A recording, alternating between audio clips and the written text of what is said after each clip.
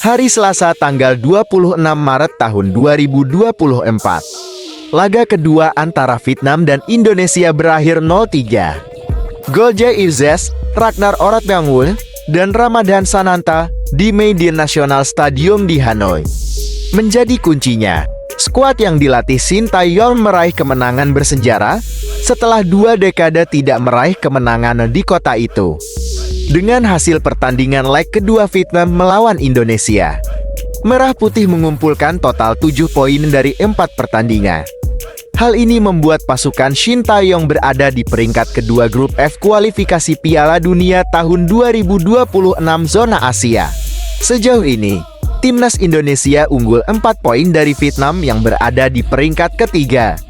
Sebaliknya, Garuda tertinggal 5 poin dari Irak yang mengalahkan Filipina dengan 5 gol tanpa balas di Manila.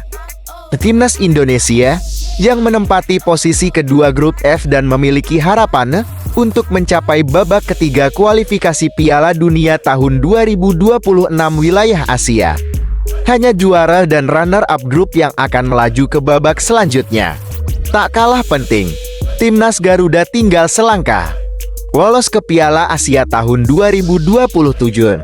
Kuncinya adalah pertandingan kelima di tanggal 6 Juni melawan Irak. Pada pertandingan leg kedua yang diadakan di Hanoi, tim Indonesia menggunakan formasi 4-3-3 yang bisa berubah menjadi 3-4-3. Ragnar Oratmangun di kiri dan Tom Hai di lini tengah memberikan kontras yang mencolok dengan penampilan Garuda di Stadion Utama Gelora Bung Karno di Jakarta. Sementara itu, Vietnam yang lebih mengutamakan penguasaan bola di era Philippe Troussier menggunakan formasi 5-4-1 yang bisa berubah menjadi 3-4-2-1. Sang juru taktik tampak siap memperkuat lini tengah timnya untuk menangkis serangan Indonesia. Namun, Vietnam tidak tampil maksimal sepanjang babak pertama. Statistik menunjukkan bahwa The Golden Star Warriors memiliki keunggulan penguasaan bola. Namun penampilan apik tim Indonesia membuatnya tak bisa dianggap remeh.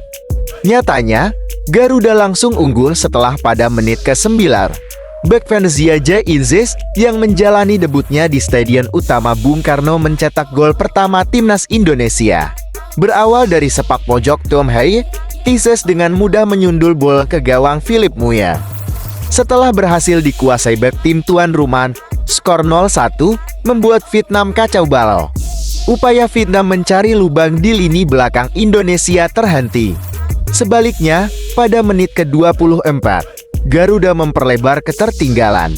Ragnar Oratmangun menerima bola dari sisi kiri pertahanan lawan, melakukan individu menawan di hadapan umpan silang fatal tersebut.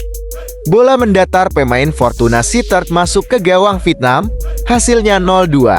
Rencana Troussier berantakan. Selain itu, tembakan Nguyen Thanh Linh masih melebar, sedangkan upaya kedua Quoc Van Ham diblok oleh Arnando Ari. Dengan selisih 2 gol yang sangat besar ini, kedua tim melakukan pergantian pemain di awal babak kedua. Yaakob Sayuri menggantikan Asnawi Mangkualam, sedangkan Egy Maulana menggantikan Hoki Caraka.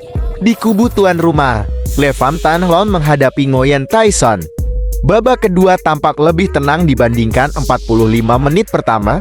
Troussier membuat 3 perubahan lagi pada timnya.